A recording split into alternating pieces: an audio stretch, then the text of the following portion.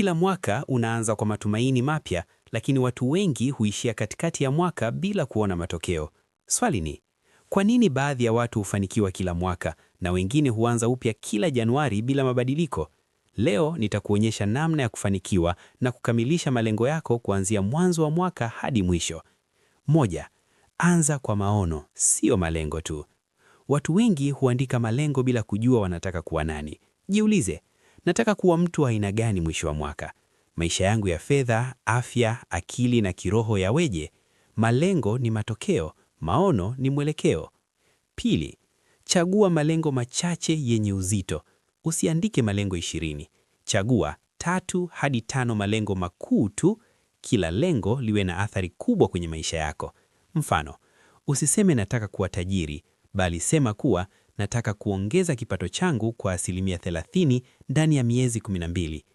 Tatu, yavunje malengo kuwa vitendo vya kila siku.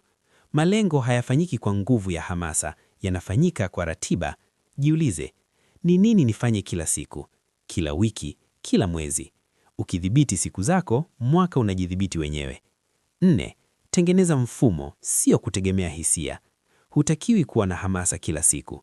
Unachotakiwa kuwa nacho ni mfumo: saa ya kuamka, saa ya kujifunza, saa ya kufanya kazi muhimu. Watu waliofanikiwa hawasubiri mood, wanafuata mfumo. 5, ondoa vitu vinavyokurudisha nyuma mapema. Mwaka mpya plus tabia zile zile iziko tu matokeo yale yale. Jiulize kwa uaminifu, ni nini kinanipotezea muda? Ni watu gani hunivuta nyuma? Ni tabia gani inaniharibia nidhamu?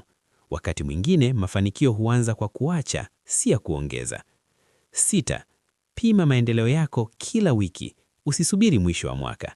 Kila wiki jiulize, nimepiga hatua gani? Nimekwama wapi? Nirekebishe nini wiki ijayo? Kile kinachopimwa hukua. 7, jifunze kila siku hata kidogo. Dakika 20 hadi 30 kwa siku zinatosha. Kusoma, kusikiliza, kujifunza ujuzi mpya. Maarifa madogo kila siku iziko tu tofauti kubwa mwisho wa mwaka. Jambo la 8, kaa na watu wanaokukumbusha malengo yako. Mazingira ni nguvu isiyoonekana. Marafiki, maudhui unayoyaangalia, maneno unayoyasikia kila siku. Ukiwa na watu sahihi, hata ukichoka utaendelea. 9, kubali kuchoka, lakini usikate tamaa. Kutakuwa na siku mbaya, wiki ngumu, miezi isiyo na matokeo.